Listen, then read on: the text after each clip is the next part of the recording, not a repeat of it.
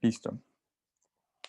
Entonces, básicamente vamos a como a revisar como aspectos como centrales, críticos, en los cuales nos podamos detener y que sean, digamos, para nosotros importantes. Entonces, lo primero es, voy a abrir un documento en Word completamente nuevo y vamos a trabajar entonces sobre los aspectos como centrales de lo que tiene que ver con los objetivos de investigación. ¿Por qué me devuelvo acá? Porque sigo encontrando en los trabajos, digamos, todavía dificultades allí. O sea, ¿qué no debe ir en un objetivo de investigación? Nosotros allí no deberíamos de indicar, no deberíamos de indicar preguntas. Nosotros ahí tampoco deberíamos de indicar estrategias metodológicas. Entonces, ejemplos de ambas situaciones. Por ejemplo, describir cuáles son. Bueno, esto es un ejemplo de que vaya en un verbo una pregunta. No. Si elimináramos cuáles son, ¿sobre qué sería? Describir cuáles son los factores, supongamos que así está. Entonces, ¿qué es lo que tendría que hacer el grupo? Bueno, si tengo el objetivo formulado así, entonces debería de describir los factores. ¿Bien? Ahora, otro ejemplo de estrategias metodológicas sería describir los factores a través de cuestionarios o etcétera, etcétera, etcétera. Nosotros no indicamos en el objetivo cómo lo vamos a alcanzar. Nosotros prácticamente lo que diríamos es en el apartado metodológico cómo lo vamos a hacer. Pero en un objetivo es limpio, es verbo que queremos sobre algo en particular. Entonces, quiero, y el verbo normalmente es un verbo de conocimiento. Veíamos la taxonomía de Bloom y demás. Entonces es para que depuren y depuren si todavía tienen dentro de sus objetivos afirmaciones de ese tipo, sea construir en forma de pregunta, describir cómo son, describir cuáles son, describir qué aspectos son los importantes en, ¿vale? O sea, ese tipo de construcciones no deberíamos ya tener. Entonces es el verbo y qué es lo que queremos describir o qué es lo que queremos explicar o identificar o relacionar o etcétera, ¿vale? Entonces, es muy importante que eso lo tengamos presente. Ahora, otro aspecto importante pues, son los elementos metodológicos. Entonces, para los elementos metodológicos, cuando nosotros hablamos de metodología, ¿sí? Vamos a como a explicitar, digamos, unos elementos. Entonces, a nivel de diseño, el diseño principalmente sería algo como el apellido de la metodología que yo haya utilizado. ¿Eso qué significa? Que yo puedo tener, digamos, una metodología que en términos generales es cualitativa o una metodología que en términos generales es cuantitativa. Y aquí aprovecho para hacer un paréntesis.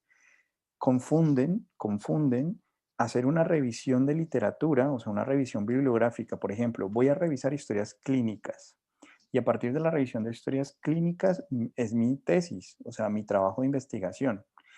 Eso no es una revisión sistemática de literatura, ¿vale? No se puede confundir. ¿Qué caracteriza una revisión sistemática de literatura? Y una vez como para que hablemos de un diseño metodológico. Entonces, en la metodología tendríamos un diseño metodológico que es el diseño de revisión sistemática de literatura.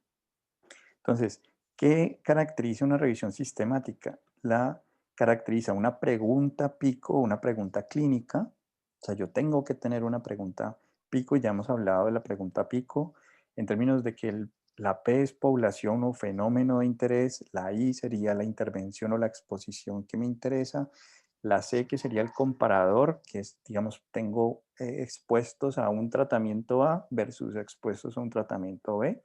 Y lo más importante es la O, que sería el resultado para la salud. Y eso lo tengo que operacionalizar muy bien. ¿Eso qué significa? ¿Alguien habló? ¿no es cierto?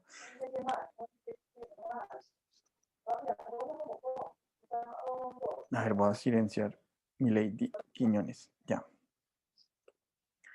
Entonces, el resultado para la salud implicaría entonces que si yo, por ejemplo, digo, el efecto que quiero cuantificar es el efecto que hay sobre la salud mental. Pero entonces ahí habría que pensar en términos de cómo voy a medir esa salud mental.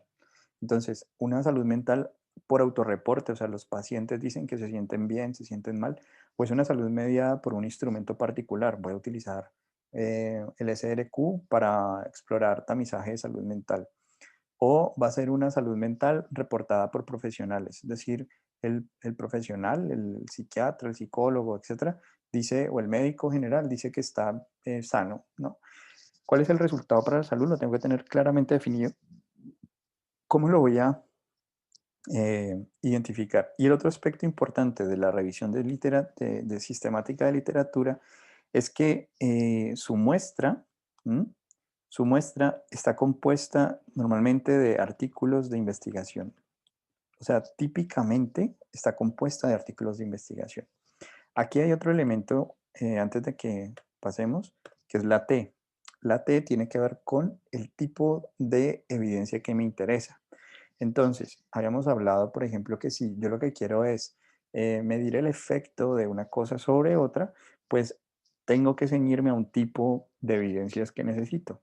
Artículos de investigación que tengan casos y controles, estudio de cortes, em, ensayos aleatorios, porque esos son los tipos de evidencias que me sirven. Un artículo observacional transversal no me serviría, ¿sí? Un artículo cualitativo no me serviría. Entonces, es importante también ese elemento allí.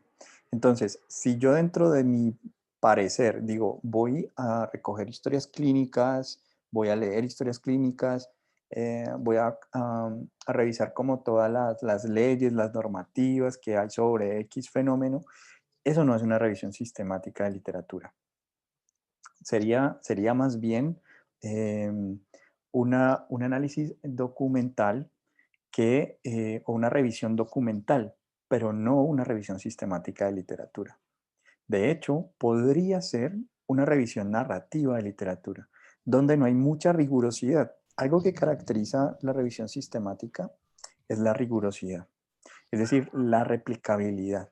Yo tengo que hacer de entrada un protocolo antes de ir a recoger los artículos que voy a leer.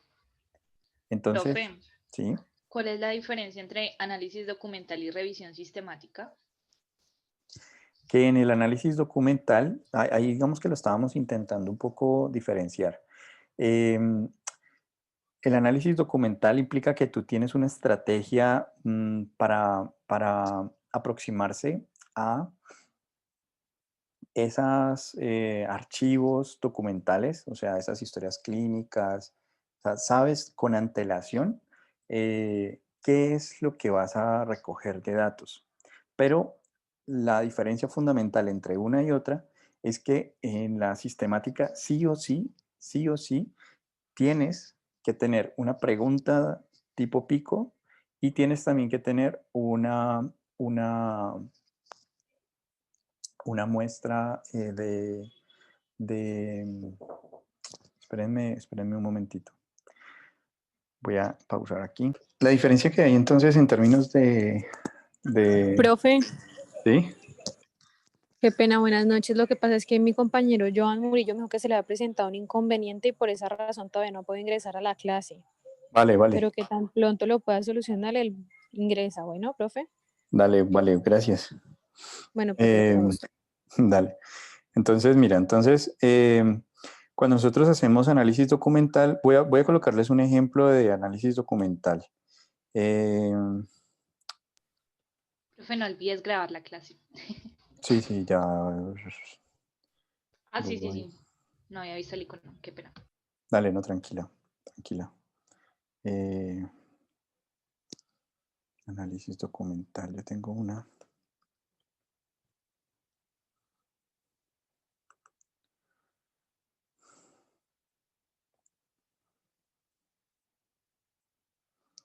Bueno, esto es de un proyecto de investigación, entonces voy a pasar así como rápido, pero entonces como para que nos hagamos una idea, ¿no? El análisis documental de textos. Entonces, básicamente, todo lo que nosotros podemos hacer es que cada aproximación, o sea, cada cosa que ustedes vayan a hacer, cualquiera que sea aspecto que ustedes quieran recolectar, o sea, piensen en términos de que los documentos son seres humanos, ¿no? Que las historias clínicas son seres humanos, que un periódico es un ser humano, o sea, son fuentes de información, ¿vale? Fuentes de las cuales ustedes van a poder tomar datos de allí.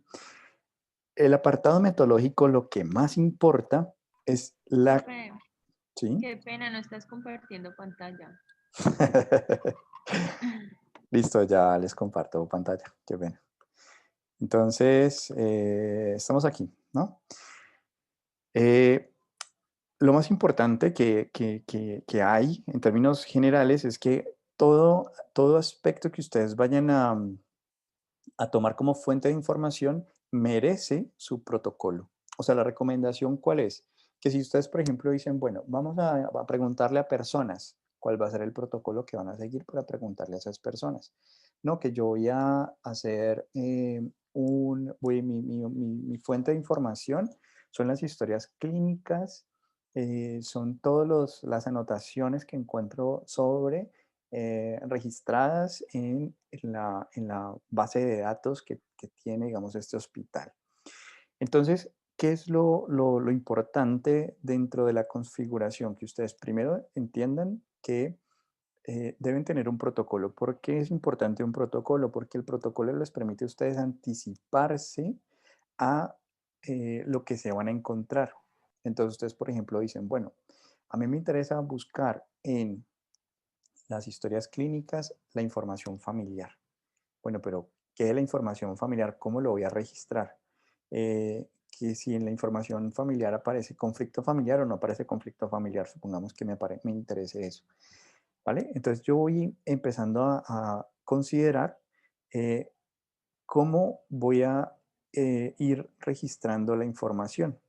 Entonces, todo lo que nos importa a nosotros es, en primera instancia, por decirlo así, podemos, en términos generales, hacer como 3 pasos. El primer paso es que ustedes, al igual que como si cogieran una entrevista, la transcriben completamente. Uno lo que puede hacer es también hacer una descripción de lo que uno encuentra. Es simplemente sin ningún tipo de interpretación. Describen tal y como el médico lo escribió en la historia clínica. Lo escriben tal y como aparece registrado. Esa es la parte, digamos, descriptiva. Luego de esa parte descriptiva, entonces ustedes empiezan a organizar esa información, a darle cierta estructura. Algo así como en común entre estos dos registros de estos dos médicos sobre este paciente, en común que tienen, ¿no? Entonces empezamos a decir, bueno, aparece mucha información sobre la enfermedad, pero no aparece mucha información sobre el aspecto social, supongamos, o familiar. Entonces, eso es lo que empiezan ustedes a encontrar, empiezan como a darle cierta organización. Y posteriormente que ya tienen esa estructura, entonces ustedes ya pueden pasar a el ejercicio de interpretación. Entonces, la recomendación, ¿cuál es? Que si nosotros vamos a hacer un análisis documental, pues ese análisis documental va a estar fundamentado eh, no en artículos de investigación, sino que va a estar fundamentado primero en o leyes o normas o aspectos que están dentro de,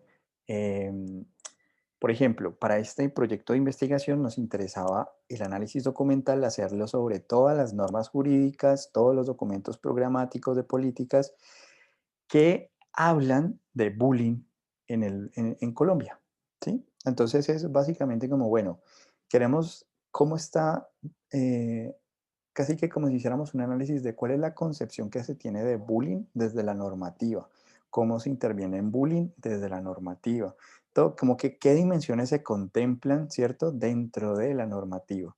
Entonces, una cosa es lo que aparece escrito y quizás otra diferente la que aparecerá en la práctica.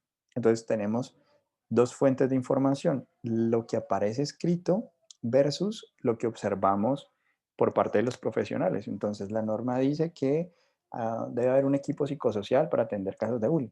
En la práctica vamos a los colegios a observar y resulta que no hay. Ese tipo de aspectos son importantes de considerar. Yo sé que aquí les estoy metiendo como una mezcolanza de cosas, pero lo que quiero decirles en el fondo es, número uno, que cualquier fuente de datos merece su propio protocolo. Entonces, si yo voy a una fuente de datos como pueden ser artículos de investigación, normalmente los artículos de investigación voy a aproximarme a esos artículos de investigación con una lógica más de revisión sistemática. ¿Sí? ¿Por qué? Porque tengo un conjunto de evidencias para tomar decisiones fundamentadas en esa evidencia. Pero cuando yo estoy haciendo un análisis documental, pues yo no estoy buscando tomar decisiones. Me interesa es comprender un poco qué hay en esos documentos, qué encuentro en esos documentos. Entonces, el espíritu que se persigue es un poco tratar de organizar fuentes de información diversa que tienen algo en común. Si lo ponemos en esos términos, la revisión sistemática y el análisis documental, pues van a tener aspectos en común. Pero entonces la gran diferencia, pienso que está relacionada, es con la existencia de una pregunta pico, porque yo puedo tener en el análisis documental preguntas guía. Pero mis preguntas guía, por ejemplo, pueden ser, ¿cómo definen el bullying? ¿No? Profe, ¿Sí?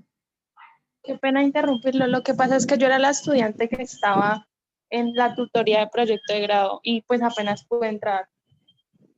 Ah, ok, ok, ok. Listo, listo, listo. Gracias. No, no hay problema, no hay problema.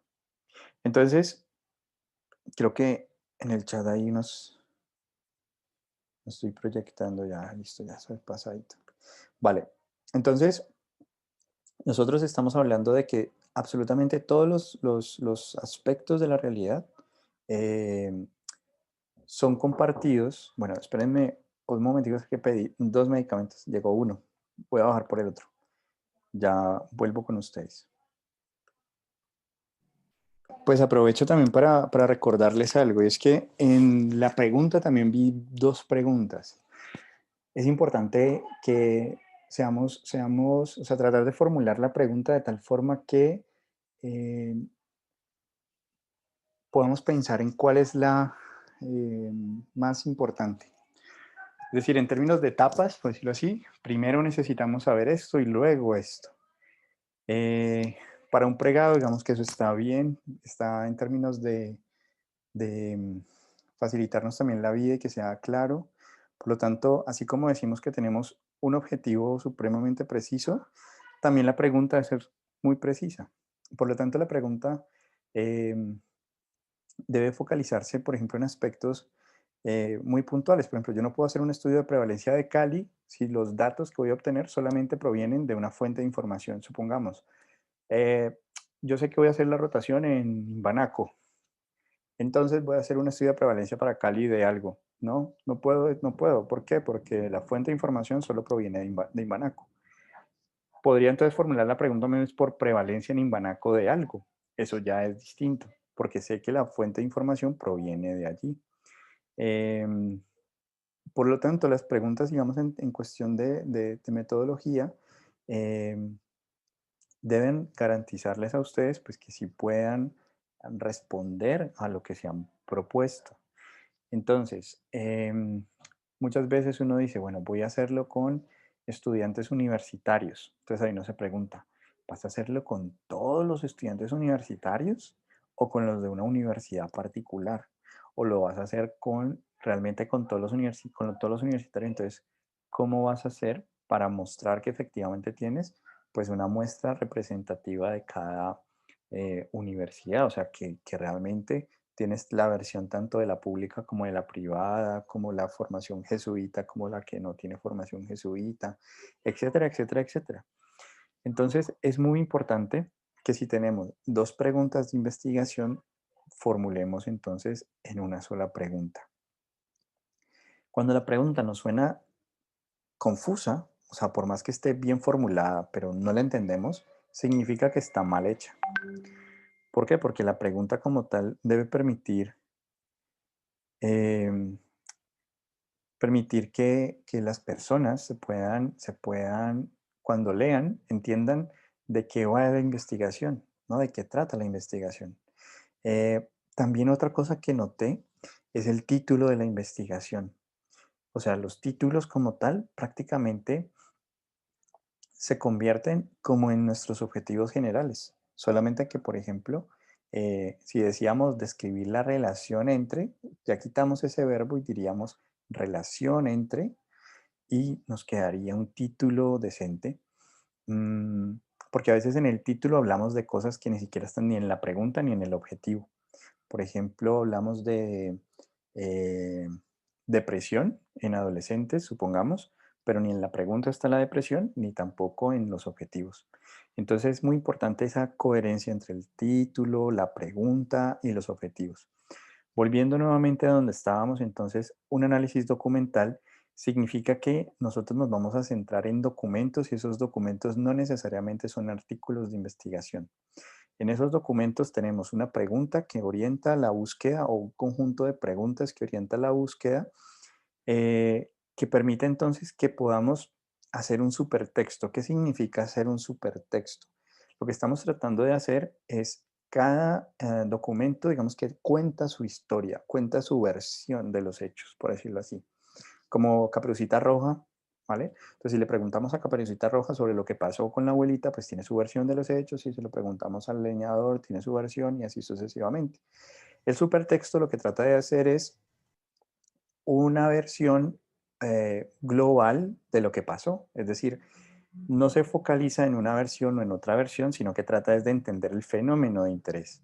Entonces, si por ejemplo lo que estamos tratando de entender es el bullying, pues está la versión normativa, está la versión ICBF, está la versión, pero finalmente, ¿cuál es el relato que hay en torno al, al bullying o en torno a lo que hayan seleccionado?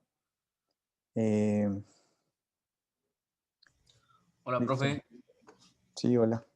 Profe, qué pena, disculpe, pero no puedo conectarme. Habla con Mario Romo. No sé si llamaría Sí, usted. sí, ahí me escribiste por el WhatsApp, sino que voy a contestarte. Pues voy a estar aquí como No, claro. tratando. Dale, dale. Pero está bien, está bien. Em, ¿Ya está grabando la clase, profe? Sí. sí, sí, estoy grabando, ya estoy grabando. Ah, bueno, gracias, profe. Gracias. Bueno, entonces básicamente los análisis documentales sirven con el propósito de que nosotros hagamos una revisión de lo que hay en términos escritos sobre ese tema.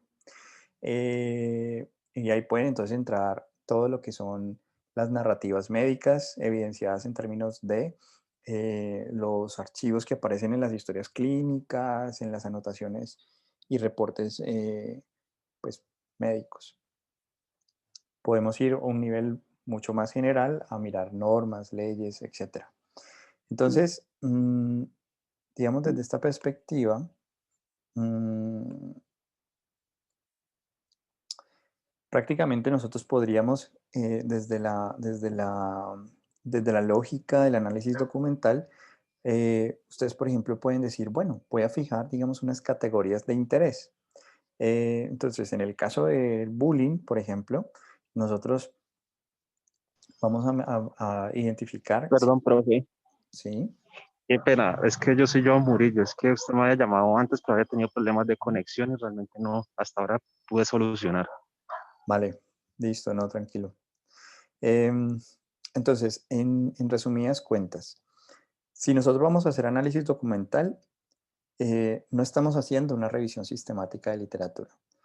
¿Qué es la diferencia entonces? El hecho de que se va a tratar de generar un supertexto, un texto nuevo, un relato nuevo a partir de los relatos que existen en los documentos, ¿vale?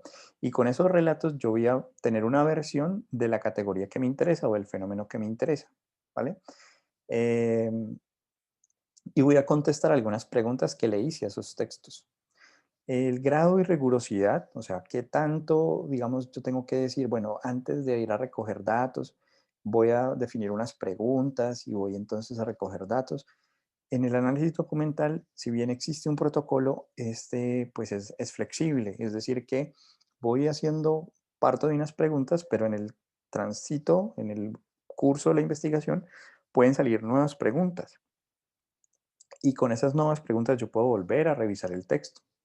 Entonces, lo importante es documentar.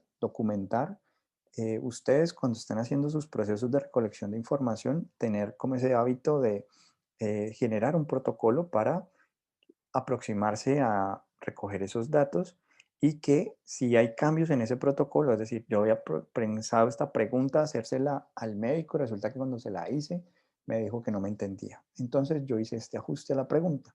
Ese cambio en la pregunta debería ser incluido y hacerse a todas las personas para con eso nosotros poder garantizar cierta regularidad, ¿sí?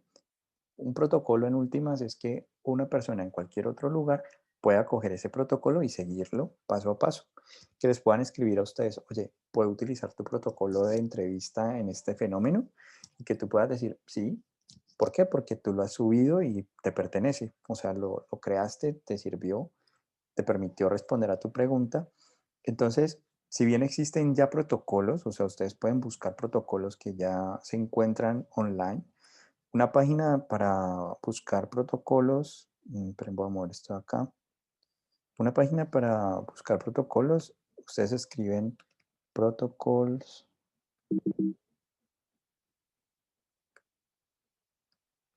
.io o protocol.io.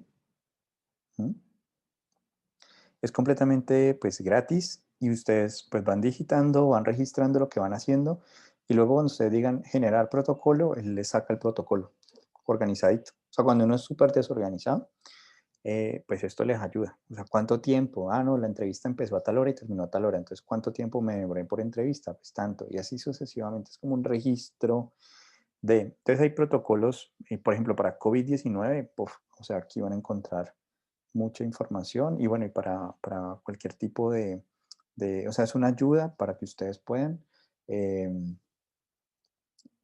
colaborarse, o sea, facilitarse un poco como el trabajo de esa rigurosidad de llevar como lo que hicieron, cómo lo hicieron, en cuántas dosis lo hicieron, etcétera, etcétera, etcétera, pero lo van registrando aquí. Lo pueden hacer antes, durante y luego lo interesante es que lo pueden publicar, o sea, como este es mi protocolo y entonces la gente pues entra y hace retroalimentaciones, lo pueden utilizar, si no estoy mal les genera un DOI, o sea, les genera como un archivo identificable de ustedes, lo pueden poner en sus perfiles, en sus cosas.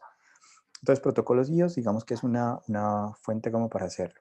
Entonces, volviendo a lo que estábamos ahorita acá sobre metodología, diríamos que el análisis documental no es un diseño de investigación, ¿no? Es una técnica. Entonces ahí uno empezaría a decir, Penny, profe, ¿cómo así? O sea, hay diseños de investigación, hay técnicas y hay instrumentos. Mm, pues sí, o sea, en el fondo sí. Porque, ¿qué en últimas estamos diciendo? Que cada diseño, ¿cierto? Cada diseño tiene su propia característica en términos de técnicas que se utilizan dentro de ese diseño. Por ejemplo, una etnografía sin una observación participante, creo que sería un poco difícil de creer que es una etnografía. Un estudio de casos y controles, sería muy raro que uno no tuviera un grupo para comparar, ¿sí? Entonces, a lo que vamos es que cada diseño tiene su propia manera de hacerse y en ese orden de ideas, pues lo primero que yo tendría que hacer es entender que el análisis documental es una manera de analizar los datos, o sea, es una técnica de recolección y análisis de información, pero no se convierte en un diseño metodológico, o sea, yo no podría decir que mi investigación para responder a una pregunta la puedo responder o contestar solamente con análisis documental.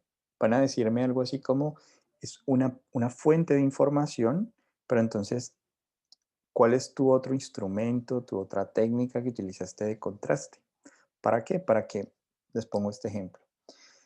Si yo me interesa, por ejemplo, conocer las experiencias en, en geriatría, por ejemplo, digamos, quiero saber la satisfacción del cliente por la atención brindada. Si yo le pregunto a una persona que ha tenido mala experiencia en la atención y solo me quedo con esa versión, pues ¿de qué creen que me va a hablar? Pues yo voy a quedarme con la idea de que el servicio de geriatría, pues digamos que tiene falencias, está mal. Pero lo que tengo que yo poner en sintonía es que estoy teniendo una versión parcializada de el servicio como tal. Entonces, para nosotros es importante contemplar dentro del protocolo, empezar a decir, por ejemplo, bueno, si yo lo que quiero saber, mi pregunta de investigación es, ¿cuáles son los sentimientos que hay sobre o cuál es el nivel de, o cómo perciben el servicio de geriatría, las personas de, ¿verdad? Todo eso?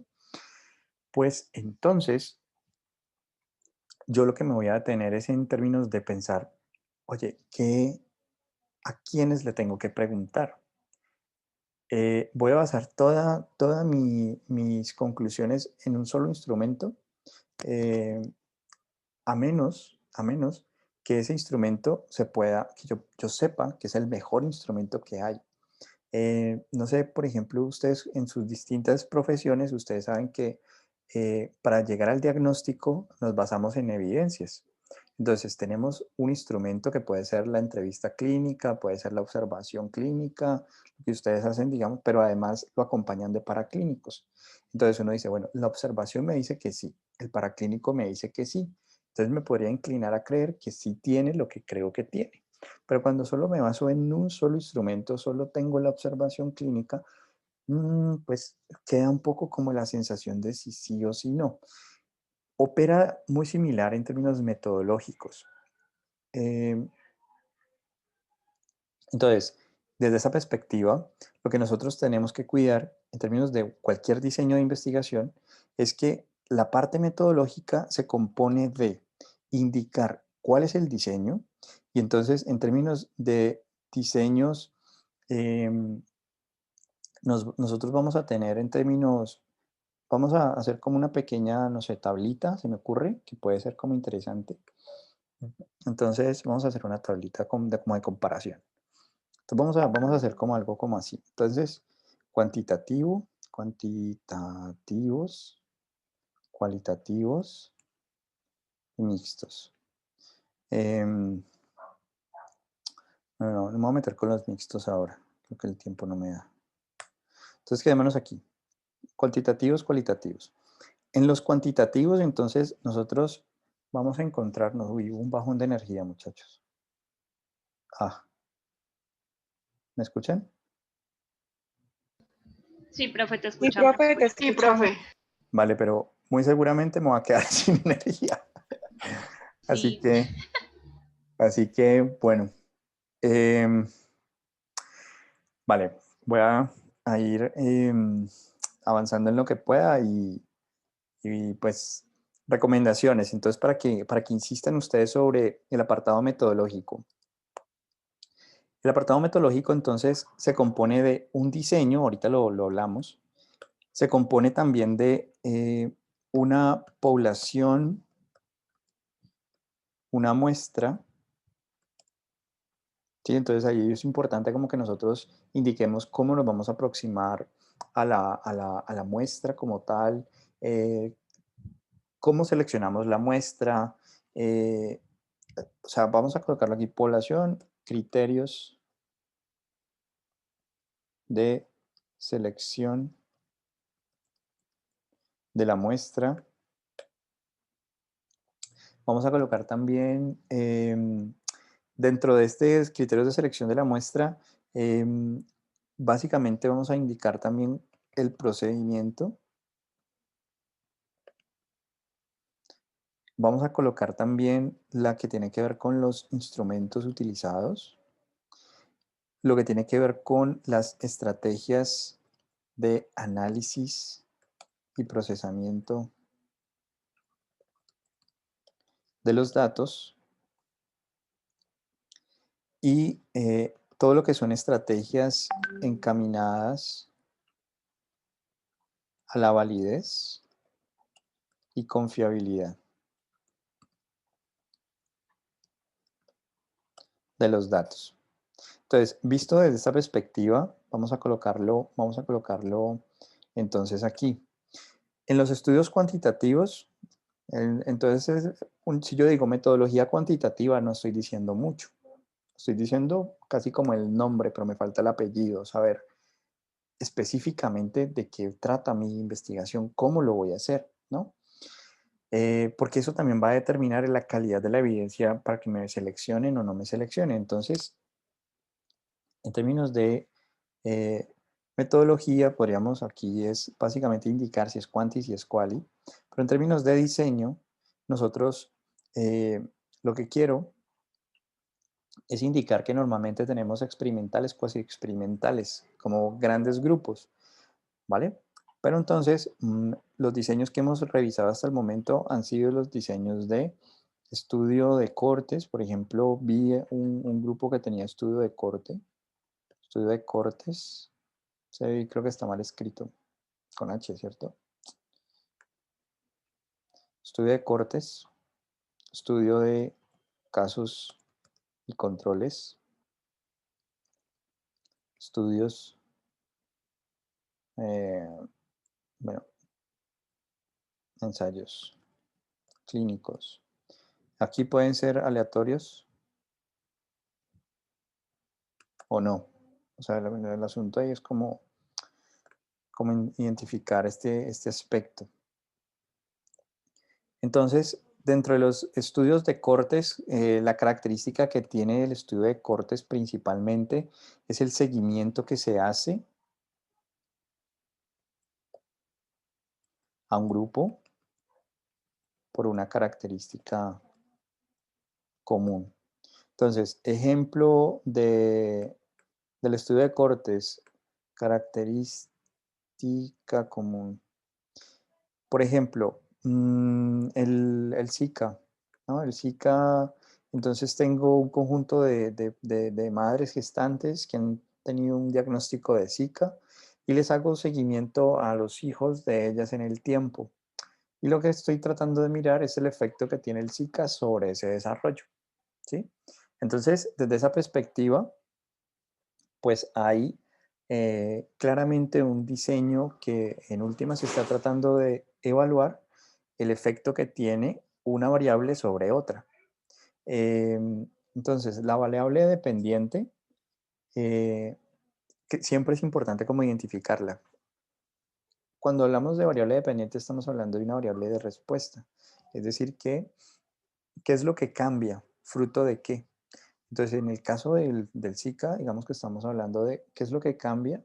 Nos interesa, por ejemplo, el neurodesarrollo.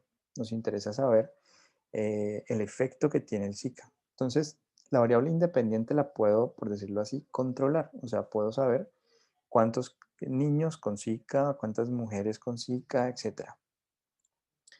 Lo que no sé, lo que desconozco es cómo ese Zika, como variable independiente que puedo controlar, genera una respuesta que puede ser en términos de neurodesarrollo, en términos de depresión. Yo tengo que mirar muy bien cuál es el efecto que me interesa medir. Entonces ahí va a ser muy importante que yo de entrada defina previamente cuáles van a ser los instrumentos de medida. O sea, si yo digo que me interesa niños con Zika, entonces la pregunta lógica es, oye, ¿y tú cómo sabes que ellos tienen Zika? Porque tú me tienes que garantizar a mí que estás midiendo el impacto del Zika sobre... Entonces, la primera pregunta que tendrías que resolver a nivel metodológico en términos de instrumentos, por ejemplo, entonces sería el instrumento de diagnóstico de Zika que se utiliza o se utilizó. Entonces, así para todas sus investigaciones, o sea, piensen entonces, bueno, es que yo quiero relacionar dos variables. ¿Cuáles van a ser los instrumentos que voy a utilizar para medir esas variables? Si yo estoy evaluando, por ejemplo, la nomofobia, la dependencia del móvil, ¿cuál va a ser el instrumento que voy a utilizar de dependencia del móvil? Si yo voy a mirar el efecto de la nomofobia sobre el sueño, sobre presentar problemáticas de sueño, ¿cuáles van a ser los instrumentos que voy a usar de problemática de sueño? Hay muchos, pero entonces yo puedo decir, oye, pero hay unos que me permiten, por ejemplo, evaluar si la persona duerme sola o acompañada, o sea, incluye si hay pareja o no hay pareja al momento de descansar. Hay un efecto, digamos, de que puede contaminar mis resultados. O sea, yo podría decir, es por el celular que tiene problemas de sueño, o más bien es que la persona que tiene al lado pues ronca, etcétera, etcétera, etcétera. Y no es un asunto del celular, es un asunto de sueño. Otro aspecto también importante a considerar, y eso digamos que se va eh, a ver como un común denominador en los estudios cuantitativos, es que de entrada yo tengo que prever cuáles van a ser los valores posibles de mis variables. Entonces, normalmente si yo hago un ejercicio de recorderis, ¿no? Nosotros vamos a tener unas variables y vamos a tener unas categorías. Entonces, por ejemplo, la variable sexo va a tomar dos categorías, o puede ser hombre o puede ser mujer. ¿Mm? Otra cosa es que tú ya empieces a definir, por ejemplo, qué tipo de variable es esta. ¿Es una variable continua, discontinua? ¿Mm? El asunto, ¿cuál es? Que tú esto lo tengas muy claro. ¿Cómo lo vas a recoger? Ah, bueno, voy a utilizar pues un cuestionario sociodemográfico. No, listo. Entonces, por ejemplo, ahorita estábamos hablando de el problemas de sueño, entonces las disomnias. Disomnias. En las disomnias, entonces, ¿cuáles son los valores posibles? Entonces, ¿qué? Digamos, narcolepsia, no sé.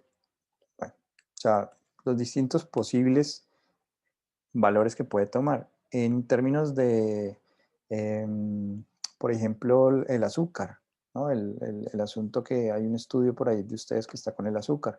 ¿Cuáles son los posibles valores que voy a considerar? Si, por ejemplo, estoy hablando de funcionamiento familiar, pues eso tiene unos valores. Pues puede ser, por ejemplo, disfuncionalidad familiar o funcionamiento normal, ¿no? O puede tener los valores que están, digamos, dentro de los instrumentos. ¿Qué es importante entonces considerar? Por ejemplo, funcionamiento familiar. Yo, digamos que utilizo, por ejemplo, el Apgar familiar. Entonces, el Apgar familiar, tal vez lo tengo aquí. Bueno, esta es una de... Es importante que uno diga de entrada, por ejemplo, cuál es esa propiedad psicométrica que tiene mi instrumento, o sea, ¿por qué lo elegí?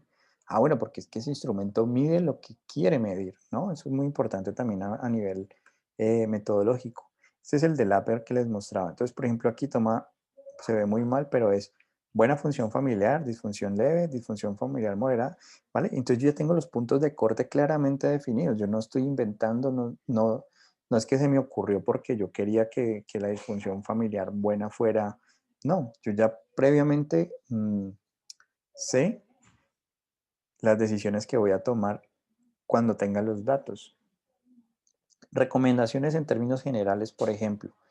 Si ustedes van a tomar valores de edad, ¿sí? Una variable es la edad. Lo recomendable no es que lo pongan en intervalos. O sea, por ejemplo, de 18 a 19 años, ¿no? O sea, a 19. Y luego de 20 a 21 o de 20 a 30 o cosas así. No, es mejor que lo tomen en términos enteros. No importa que tengamos un montón de valores, pero es más fácil de procesar al momento del análisis estadístico em, el valores, digamos, en edad, en términos enteros. Ahora, ¿qué otro elemento es importante como recomendación? Esto que estamos haciendo aquí es prácticamente como el árbol de variables o como el archivo, por ejemplo, incluso ustedes pueden de entrada decir en el SPSS o en el que vayan a utilizar que hombre va a ser 1 y que mujer va a ser 2. Entonces, de entrada ya uno más o menos que disfunción familiar va a ser 1, o sea, presente, ausente 1 y 0. Entonces, disfunción, función, bueno, lo que quieran, pero es antes de pasar al proceso de análisis de los datos, cuáles van a ser los posibles valores que existen. Volviendo aquí, entonces, en términos de lo cuantitativo, la principal diferencia con lo cualitativo es que hacemos aquí un análisis estadístico. Por donde nos vayamos, sea un estudio observacional, que fue el que me faltó aquí, estudio observacional transversal. Aun cuando tengamos estos estudios transversales, porque bueno, esto lo podríamos quitar, o sea, se sobreentiende, pero es mejor que falte y no que sobre, ¿no? Que sean excesivos en la rigurosidad, que no le vayan a decir, ay, pues faltó esto, bueno. Entonces, estudio de casos y controles, es un estudio observacional. Los estudios de corte son un estudio observacional. Los ensayos clínicos, no. Y los estudios observacionales transversales, ¿sí? Bueno, entonces, análisis estadístico en lo cuantitativo, mientras que en lo cualitativo lo que hacemos es una codificación, ¿vale? Entonces, sea que mi pregunta de investigación tiene un alcance descriptivo, o sea, no me interesa relacionar variables entre sí, simplemente me interesa decir cuántas personas tienen X variable, o cómo están organizadas las características de una patología, ¿no? Por ejemplo, me interesa una caracterización de trauma torácico y entonces voy a hacer una caracterización por edades, por géneros, por tipo de trauma, etcétera. Eso digamos que tiene un análisis netamente descriptivo, pero sigue siendo estadístico. O sea, yo tengo que mostrar pues una frecuencia, una desviación estándar, digamos que un promedio, ¿cierto? Entonces aquí el asunto se convierte en términos de nosotros reconocer que si estamos en lo cuanti, lo que vamos a hacer es un análisis estadístico. Que si estamos en lo quali, vamos a hacer es un proceso de codificación. ¿Qué significa codificar? Codificar implicaría, en ese proceso que les mostraba ahorita de análisis documental, por ejemplo, el análisis documental es más de un corte cualitativo. La revisión sistemática es cualitativa. El metaanálisis ya no es cualitativo, es cuantitativo. El metaanálisis es el que está después de la revisión sistemática. Hacemos primero una revisión sistemática para saber si tenemos insumos para hacer un análisis estadístico. ¿Cómo sabemos eso? Si podemos hacer metaanálisis o no. Lo sabemos porque el conjunto de datos se parecen entre sí, es decir, utilizan el mismo instrumento de medida para depresión. Entonces yo podría agrupar, en este estudio tienen 100, en este otro estudio tienen 200. Entonces, como utilizaron el mismo instrumento, pues yo podría decir que voy a hacer un metaanálisis de 300 personas. Voy a hacer un análisis estadístico incluyendo las dos poblaciones, las dos muestras, ¿vale? Bueno, en esencia entonces, la codificación es que nosotros organicemos la información que está en los textos. Entonces, codificar implica asignarle una categoría, asignar un código. Entonces, un código es una etiqueta, similar a un hashtag, como ustedes etiquetarían algo. Entonces, supongamos que esto que está aquí es una etiqueta que está... Normalmente las claves de codificación, igual, o sea, la clase nunca nos podría dar para entrar al detalle dentro de la metodología. Pensaría yo, no sé, o sea, que se vuelve un poco complejo es porque pues se dejan acumular cosas para el último momento, es decir, estando a puertas de empezar trabajo de grado y que, por ejemplo, no tengamos muy claro algunos aspectos, pues es un poco inquietante, ¿no? Entonces, la recomendación es como, o mi tarea un poco es organizar la información que ya traen, que ya tienen. Entonces, en la codificación, nosotros nos vamos a encontrar con diseños más, entonces ahí en los cualitativos vamos a encontrarnos con diseños etnográficos. Los etnográficos prácticamente le interesa cultura, costumbre. O sea, yo quiero saber por qué los médicos se comportan de esa forma, actúan, se visten de esa manera, piensan de esta otra. Eso es etnográfico, van por ese lado. Lo fenomenológico está más en el ámbito de la experiencia. Y aquí quiero como poner como unos matices, ¿vale? O sea, la fenomenología implicaría que nosotros nos interesa entender un poco la experiencia del otro sobre algo. Por ejemplo, ¿cuál es la experiencia de los hombres durante el amamantamiento de sus hijos? Las experiencias, digamos, los hombres que se han hecho vasectomía, cómo se sienten, su masculinidad, cómo la viven, cómo la experimentan, ¿no? Ese tipo de asuntos va más por el lado fenomenológico. Pero otros estudios, o sea, otros diseños que también se ocupan de la experiencia humana son la teoría fundamentada. Y entonces en la teoría fundamentada el objetivo es producir teoría.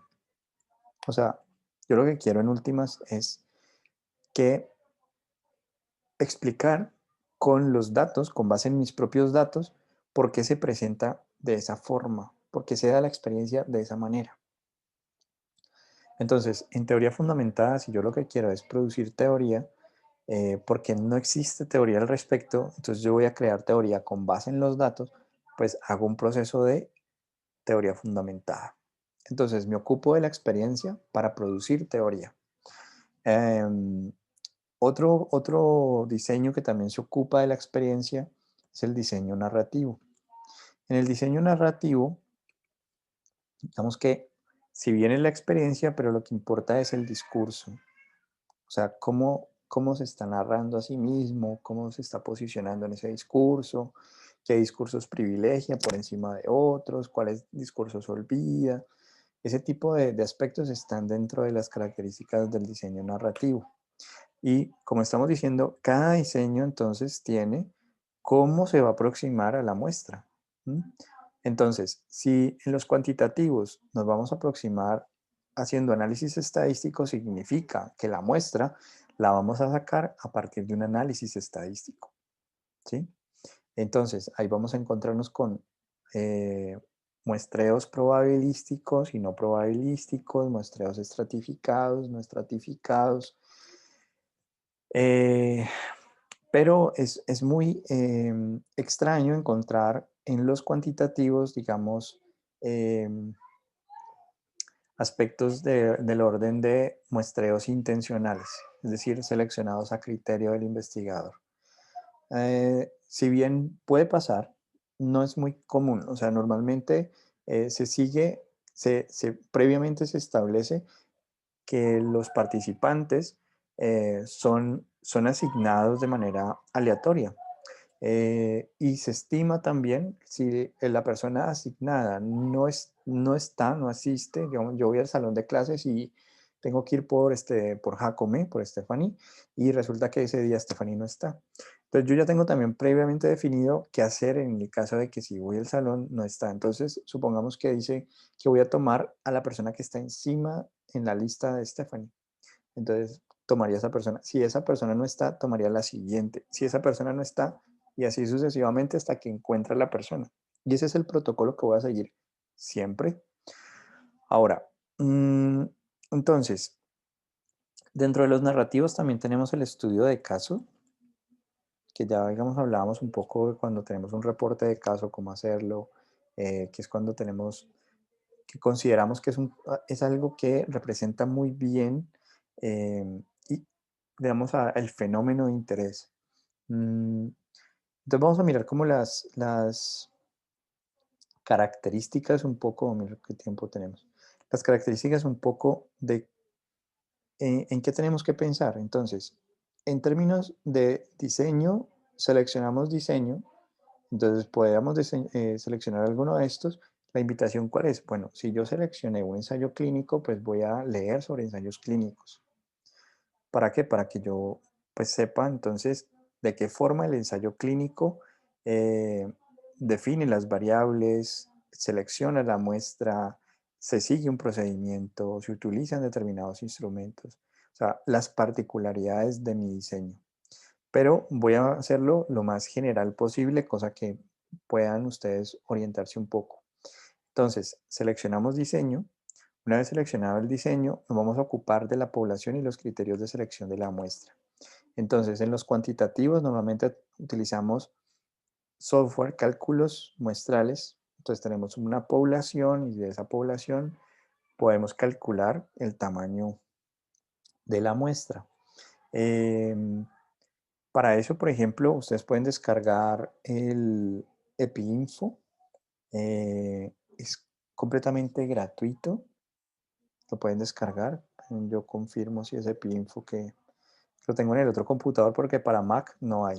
De una vez les digo, los que tengan Mac les toca tener Windows instalado en su Mac. Yo no lo tengo, pero si no estoy mal es EpiInfo.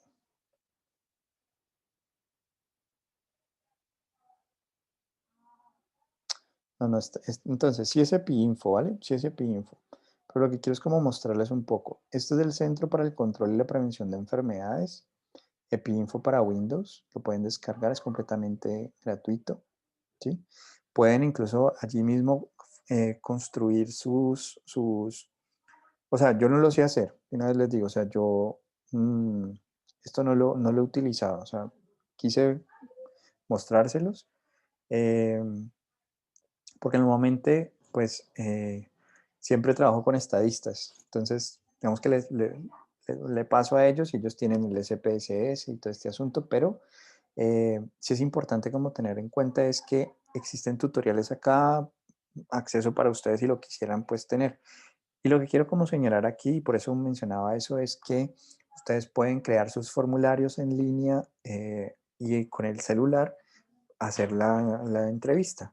O sea, responder el cuestionario con la persona allí y automáticamente por el internet pues se van generando los datos inmediatamente. Entonces, digamos que es alternativas que hay para el manejo y control de enfermedades. ¿Sí? Entonces, desde esa perspectiva, lo importante es tener esta información como software, como aspecto, digamos, informático, para lo que tiene que ver con el criterio y tamaño, digamos, muestral. Otro aspecto importante entonces, en términos cualitativos, es que la muestra sí es intencional. O sea, yo quería hacerlo como un cuadro comparativo, pero espero que me entiendan lo que estoy hablando, no sé. O sea, la diferencia entre lo cual y lo cuanti en términos generales y en función del cada diseño, pues lo miran al detalle. Pero la característica en términos, bueno, aquí tenemos lo que hacemos en términos de muestreo, también es un análisis estadístico para el muestreo, pero para lo cualitativo es intencional. ¿Mm? Entonces, ¿cuántas personas necesitamos? Entonces aquí vamos a hablar es de cantidad y calidad. Cantidad, en términos de que hablaríamos de una saturación teórica. ¿Qué significa una saturación teórica? Piensen en la metáfora de un vaso vacío al cual ustedes le echan agua y esa agua, por más que le sigan echando, tiene un límite, no le va a caber más. La saturación teórica por categoría implicaría, supongamos que estamos en la categoría bullying, la saturación teórica implica que yo ya no puedo obtener nueva información, casi que todo lo que me dicen yo ya lo he escuchado, ya está dentro de lo que he interpretado previamente y entonces tengo saturación teórica. Eso en términos de cantidad, o sea, ¿cuántos necesito hasta que alcance la saturación teórica? Hasta que no tenga más información. ¿Dónde no aplica? En el estudio de caso. En el estudio de caso yo tengo que previamente decir cuántos casos voy a abordar. 3 casos, 5 casos, un caso. ¿vale? Y entonces ahí la saturación teórica estaría en términos más centrados en sacarle jugo a esos casos, como que ya no puedo obtener nueva información nueva de estos casos, ¿vale? Cuando estamos en otros diseños narrativos, etcétera, etcétera, cualitativos, ¿vale? La saturación teórica no aplica en lo cuantitativo. Entonces, sí empezaríamos a decir, por ejemplo, normalmente las saturaciones teóricas se alcanzan a los 20, en las 20 ciclos de análisis. 20 ciclos. ¿Qué significa eso? Que hago mi primera entrevista y hago mi primer ciclo de análisis. De ahí genero unos códigos, es decir, unos conceptos como claves. O sea, él dijo una frase, pero esa frase quiere decir que está a favor del aborto, supongamos. Entonces, yo a partir de eso encuentro entonces que ese es como el concepto, aborto, favorable, supongamos que le ponga así. Y empiezo a mirar si encuentro más y más dentro de lo que él dice que pueda meter dentro de esa categoría. Entonces, si yo encuentro que efectivamente esta persona, su posición es completamente clara, o sea, yo no tengo ninguna duda de cuál es su posición sobre el aborto, cuál es su posición sobre el bullying o sobre el fenómeno que esté interesado, entonces ahí yo ya alcancé la saturación teórica. El otro elemento, decíamos, cantidad. Esto es para cantidad. Ahora, para calidad. En calidad estaremos hablando es de que la pregunta, mejor dicho, para el investigador es, ¿esa persona que usted seleccionó es la mejor persona que representa el fenómeno de interés? Supongamos que usted está interesado en los habitantes de calle. Y entonces usted dice, bueno, si yo estoy interesado en un habitante de calle, ¿qué será más importante para mí? ¿El habitante de calle que lleva muchos años en calle o el habitante de calle que está recién entrado al mundo del habitante de calle? Si me interesa el fenómeno de la habitancia en calle, pues entonces creería que nos inclinaríamos más hacia el lugar de un habitante con alto tiempo en calle. Si yo lo que quiero es, por ejemplo, preguntarme por los sentimientos que emergen sobre, digamos, el abuso sexual, ¿vale? Entonces, y lo quiero, digamos, por género, o sea, quiero saber los hombres y las mujeres y separarlos, pues entonces voy a tener que seleccionar hombres y voy a tener que seleccionar mujeres. Y aplicaría cantidad, saturación teórica en hombres, saturación teórica en mujeres. Y en calidad, la selección implicaría es, esta mujer representa muy bien el fenómeno de interés, es decir, la violencia sexual.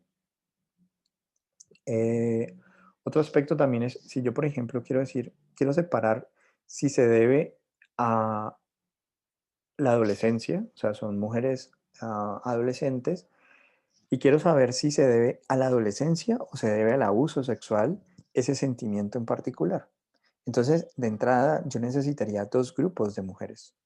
Un grupo sin violencia sexual y un grupo con violencia sexual de una misma edad, para poder compararlos y decir, bueno, estos son los sentimientos propios de la adolescencia y estos son los sentimientos asociados al abuso sexual, ¿sí?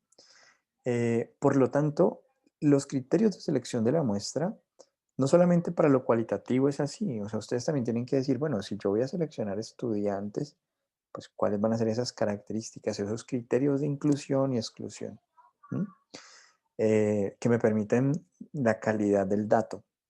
O sea, un dato calidoso, así como cuando uno habla, dame un juguito calidoso o los calidosos. Es igual, hacer investigación calidosa implica la calidad del dato. Y yo cómo me voy a aproximar o garantizar que ese dato me dé información. Entonces, si yo, por ejemplo, soy el decano de una universidad y voy a hacer la investigación, pues los estudiantes pueden cohibirse de decir lo que realmente piensan. ¿Por qué? Porque... ¿Por qué están usando los audífonos de Seba? No encontré mis audífonos, amor. No encontré mis audífonos. Entonces, Vine a poner este Entonces lo que les quiero como indicar es que nosotros, al momento de pensar sobre la selección de muestra, no lo podemos tomar a la ligera. O sea, este es uno de los pasos más importantes de su investigación. ¿Por qué? Porque importa la calidad del dato y también la cantidad. Y entonces ahí, por ejemplo, lo siguiente, digamos, a clarificar es que en términos de comparación, los procedimientos, pues implica es qué voy a hacer primero, qué voy a hacer segundo, qué voy a hacer tercero. Eso es lo que normalmente aparece luego en el cronograma. Entonces, en el procedimiento usted puede detallar el macro de actividades. Supongamos que usted le llama a la primera actividad fase 1, recolección de la información. Y usted ahí describe todo, ahí va consentimiento informado, aplicación de instrumentos, cómo se va a dar la aplicación de los instrumentos, cómo va a favorecer que los participantes se relacionen con usted, etcétera. Y como el tiempo o el espacio es limitado, usted para eso pone ver el anexo número 1. El anexo número 1 o el anexo número 2 o el anexo que usted ya tenga allí va a ser el anexo donde está el protocolo. Entonces, protocolo de entrevista. Entonces aparecerá qué va a hacer usted, cómo lo va a hacer, todo. O sea, muy detalladito, muy detalladito. Voy a ponerles un ejemplo. Entonces, vamos a mirar, por ejemplo, en Vitela, representaciones sociales. Entonces, por ejemplo, en este de representaciones sociales, por ejemplo, hay un grupo que me está escuchando en este momento de representaciones sociales. Les puedo sugerir que vayan directamente a este trabajo. Esto es un trabajo de maestría y aquí les quiero mostrar un poco como de qué va esto. Tenemos protocolo, grupo de discusión. ¿Qué va a ir primero? La realización de los grupos focales se realizará en un espacio privado de la universidad, el cual va detallado, ¿vale? Y entonces esto permite que se pueda replicar, que cualquiera pueda decir, ve, este protocolo me sirve, ¿no? Es útil. Entonces, lo que quiero indicarles es que en el procedimiento lo que nosotros vamos a buscar es desde la recolección de los datos hasta el análisis de los datos. Pero si ustedes se fijan, tenemos un apartado de instrumentos. En este apartado de instrumentos, lo importante es que ustedes lo pueden hacer del tipo, si yo por ejemplo estoy investigando en homofobia, puede ser test de dependencia al móvil. Y entonces ahí voy a describir en qué consiste el instrumento, es escala tipo Likert, etcétera, ¿no? O sea, una generalidad, no voy a ser tan detallado, o sea, no voy a copiar y pegar el instrumento, sino una generalidad y los aspectos psicométricos, es decir, tiene un coeficiente de confiabilidad de tanto. Ha sido traducido, ha sido validado en Colombia o en países latinoamericanos. Voy a indicar de que la cultura no importa, o sea, voy a indicar de que si lo utilizo con caleños va a funcionar. O sea, me importa muchísimo en la parte de los instrumentos que la persona que lo lea diga, ve, este instrumento es muy buen instrumento, ¿no? Entonces es algo sucinto sobre instrumentos, casi que estamos diciendo qué instrumentos vamos a utilizar, entonces vamos a pensar en el grueso de variables. Si yo, por ejemplo, estoy mirando una variable que puede ser el papiloma humano, entonces, ¿cuál va a ser el instrumento de validez, de confianza que voy a utilizar para decir que esa mujer tiene papiloma humano? Voy a utilizar el de depresión, qué instrumento voy a utilizar para depresión y así sucesivamente, ¿vale? Una vez que yo tengo claramente los instrumentos colocando los coeficientes de validez, les voy a colocar aquí un ejemplo de uno que estoy escribiendo en este momento, por ejemplo este. Entonces el de móviles, ¿vale? Entonces aquí están los datos, los coeficientes que ha sido utilizado y traducido a diferentes idiomas. Bien, y entonces yo con eso, yo hago como algo sintético, algo sucinto sobre mi instrumento. ¿Cómo voy a recoger los datos sociodemográficos? Bueno, voy a hacer un cuestionario, ver anexo tal. Entonces yo ya tengo previamente definido cuál es mi cuestionario. Ahora, estrategias de análisis y procesamiento de los datos.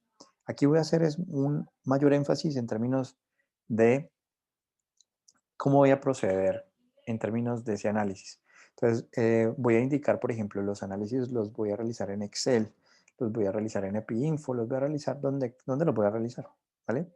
¿Qué voy a hacer con los datos? Bueno, esos datos los voy a transcribir, esas transcripciones ¿cómo las voy a guardar? ¿Cómo las voy a almacenar? ¿Cómo voy a proteger la intimidad de las personas que colaboraron en el estudio?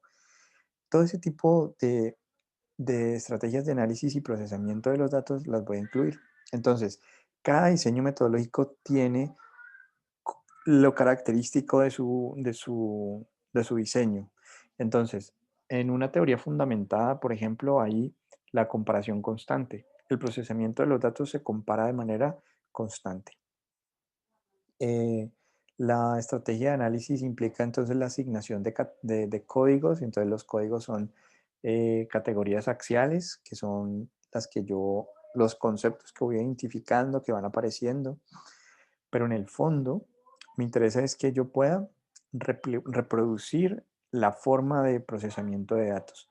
En términos cuantitativos, normalmente lo que se acostumbra es manejar unos intervalos de confianza y un error que yo contemplo. Entonces, normalmente los intervalos de confianza que se utilizan son del 95% y un margen de error del 5% normalmente. Y con base en esos datos es que yo voy a ir a calcular el tamaño de la muestra. Ahora, que si las variables son más cualitativas que cuantitativas, entonces, ¿qué estadístico voy a utilizar para ese análisis de variables? Otro aspecto importante aquí es considerar la posibilidad de yo anticipar como el conjunto de valores. O sea, si yo tengo variables cuantitativas, ¿cuáles son los estadísticos que voy a utilizar? Si mi tamaño de muestra es pequeño, ¿cuáles son los estadísticos que voy a utilizar? O sea, ¿voy a utilizar pruebas paramétricas o no paramétricas? Entonces, eso que les estoy hablando que puede sonar en chino, no, que es que utilicé voy a tomar como valor de P menor a 0,05 para decir que hay una relación estadísticamente significativa. Eso yo lo puedo colocar. Yo puedo decirlo si estoy tratando de establecer una relación entre variables entre sí. Entonces, señalo que el valor de P que voy a tomar de referencia es ese. Pero la recomendación, ¿cuál es? Que tomen un artículo de investigación que ustedes digan, oye, ese artículo es como el artículo clave, el que casi que yo hubiera hecho, el que yo hubiera escrito. Y fíjense en el apartado metodológico. Si está publicado es porque es posible reproducirlo, replicarlo. Entonces, fíjense en los estadísticos utilizados. Les pongo un ejemplo. Yo tengo, por ejemplo, este que es sobre estilos de aprendizaje, ¿no? Entonces, bueno, miren que uno investiga de muchas cositas. Entonces, instrumentos. Entonces dice, bueno, este es el instrumento que se utilizó, estos son los valores que mide, esto es lo que dice, esto es entonces la consistencia interna, el otro cuestionario es este, ¿a dónde puedo ir a ver el cuestionario completo? ¿Listo? Todo el asunto, y luego dice procedimiento o procedimiento de análisis de datos. O sea, uno puede utilizar diferentes formas, pero el asunto es que se entienda yo cómo voy a procesar los datos. Entonces empieza la persona a decir, bueno, nuestra estadística es descriptiva, ya que las variables no cumplían con criterios de normalidad, entonces utilizamos tablas de... Entonces empiezan ustedes a decir, bueno, ¿qué es un criterio de normalidad? ¿Qué es una tabla de contingencia? Entonces, ustedes ya lo han visto. Yo no puedo creer, pues, que no lo hayan visto. Entonces, la idea, ¿cuál es? Desempolvar sus saberes previos, coger y lo que quieren hacer se parece a a una investigación. Entonces, por ejemplo, en el caso de esta investigación que estoy haciendo, se parece mucho a este estudio y utilizaron estos estadísticos. Entonces, puede que yo no sea estadista, pero entonces digo, bueno, entonces si yo estoy haciendo mi proyecto de investigación, pues yo voy a tomar de referencia lo que otros ya hicieron. Entonces voy a decir, bueno, yo pienso que si los datos se comportan de forma no típica, pues entonces voy a utilizar una prueba de esta, que está aquí, ¿sí? Y entonces, ¿para qué lo utilizo? Bueno, lo utilizo para comparar dos grupos. ¿Qué grupos me interesa comparar? En el caso mío, me interesa comparar los que tienen alto desempeño académico con los que no tienen un alto desempeño académico. Y mirar entonces qué variables están asociadas al desempeño académico, en últimas.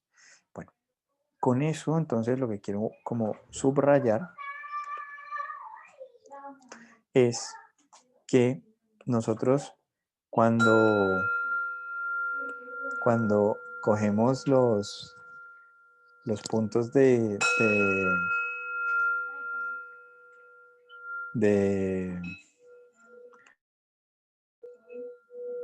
esta revisión, a ver, estas estrategias. Entonces aquí, esto por el lado cuantitativo. Por el lado cualitativo, también vamos a tener que mirar los procedimientos de análisis. Entonces, cada diseño tiene su forma. Entonces, por ejemplo, en un estudio de caso se puede hacer análisis de discurso. En un estudio de caso se puede hacer un análisis de contenido. En un diseño narrativo se puede hacer análisis de discurso, también se puede hacer análisis de contenido. En la teoría fundamentada no se hace ni análisis de discurso ni análisis de contenido, pero lo que se hace es una comparación constante. Bueno, el asunto entonces, ¿qué es? Pues que sepamos qué caracteriza nuestro diseño para saber aquí cómo vamos a hacer ese procedimiento, ¿no? Entonces aquí las estrategias encaminadas nos ayudan a veces a precisar los procedimientos. ¿Por qué? Porque a nosotros nos interesa garantizarle al que nos lee que el dato es de calidad, que es calidoso. Entonces, ¿cómo controlo que yo no me equivoque en la transcripción? Pues resulta que 2 personas transcribieron, o sea, los 2 compañeros transcribieron y compararon las entrevistas y son iguales entre sí. Se pueden hacer análisis entre entrevistadores, entre cuestionarios. Se puede hacer un análisis aleatorio de coger y verificar uno de los cuestionarios al azar. Vamos a verificar el cuestionario, no sé, tengo 300 datos, voy a coger el 7, el 9, el 20, ¿vale? ¿Cómo garantizo yo que ese dato es válido? Entonces, se transcriben las entrevistas, 2 personas las transcriben, 2 personas registran, una persona es encargada de validar los datos, etc. O sea, ¿cuál es el procedimiento? Voy a dejar hasta acá, muchachos. Y con esto que acabamos de hablar, por favor, vayan nuevamente sobre sus protocolos. Los protocolos Equator no son de decoración, o sea, cójanlos y mírenlos en términos de qué aspectos les están faltando esos protocolos para empezarse a sumergir en ellos, hacer búsquedas por fuera, desempolvar un poquito lo que saben, para ir colocándolo dentro de sus proyectos. El otro avance del proyecto, bueno, yo les confirmo la última fecha de entrega. ¿Listo?